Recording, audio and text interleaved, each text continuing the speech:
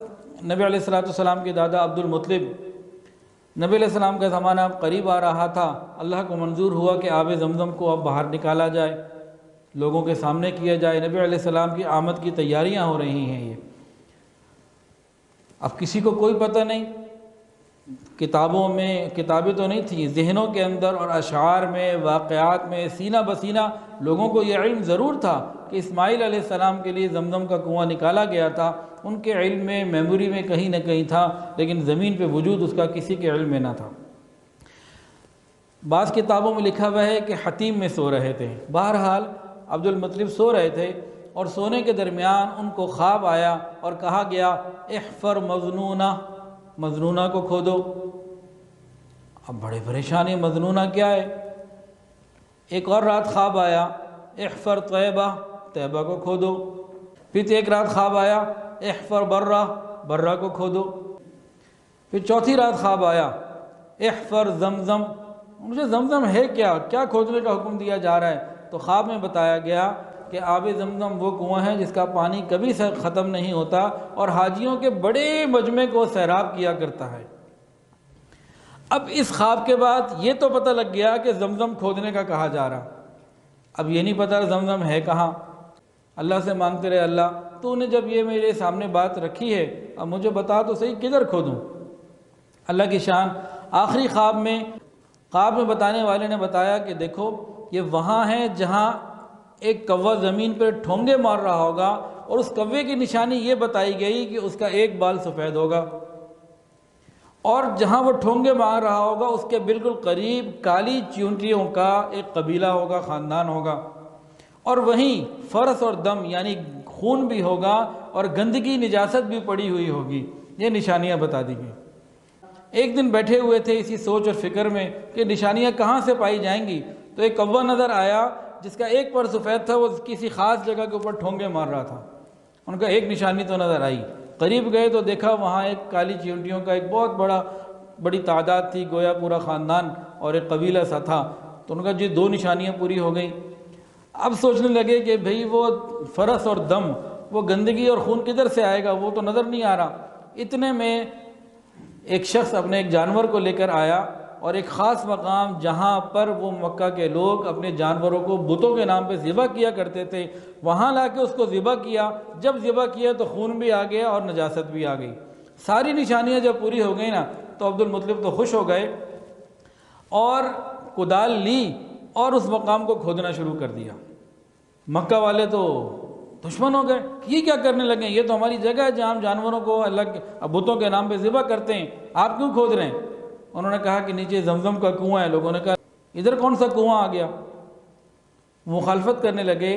تو اس وقت عبد المطلب کے صرف ایک بیٹے تھے، حارث ان کا نام تھا، ان کو پاس بلایا اور ان کو کہا دیکھو میں اس کام سے نہیں رکوں گا، مجھے خواب میں بتایا گیا، میں نے اس کو کھودنا ہے، کوئی مدد کرے نہ کرے، تم قریش کو روکو، تم ان کو دیکھو، میں اس کو کھودتا ہوں۔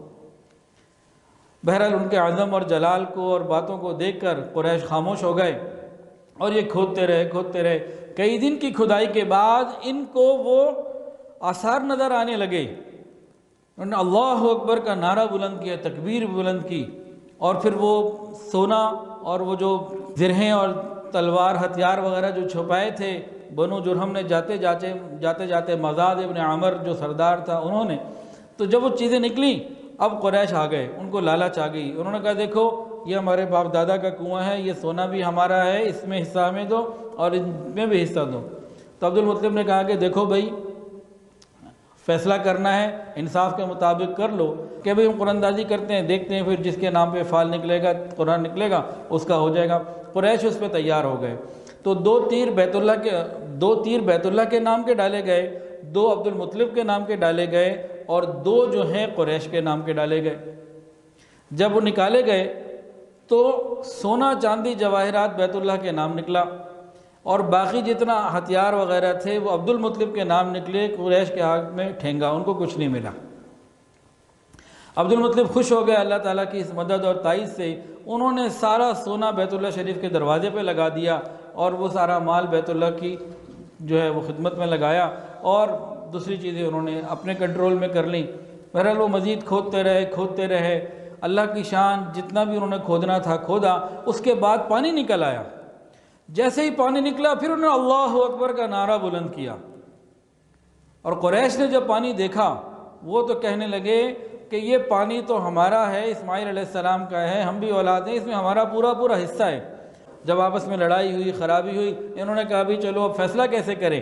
تو فیصلہ یہ ہوا کہ بنو سعد کی ایک کاہنہ ہے، اس کے پاس جاتے ہیں۔ یہ لوگ کاہنوں کے پاس جاتے تھے۔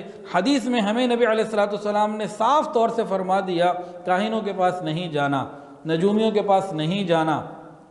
تو یہ لوگ شام کی طرف انہوں نے سفر کیا، شام کے بالائی علاقے میں وہ کاہنہ تھی۔ چلتے چلتے یہ سفر کر کے پہلے مدینہ آئے، پھر شام گئے اور کاہنہ سے ملاقات ہوئی۔ اس کو آگے سارا مسئلہ بتایا کہ اس طرح خواب آیا اور یہ سب کچھ کیا، اور راستے کا ایک واقعہ بھی سنایا۔ راستے کا واقعہ کیا ہوا کہ جب یہ مکہ سے چلے شام کی طرف تو راستے میں ایک ایسا بیابان تھا جہاں پینے کو پانی نہیں ہوتا تھا۔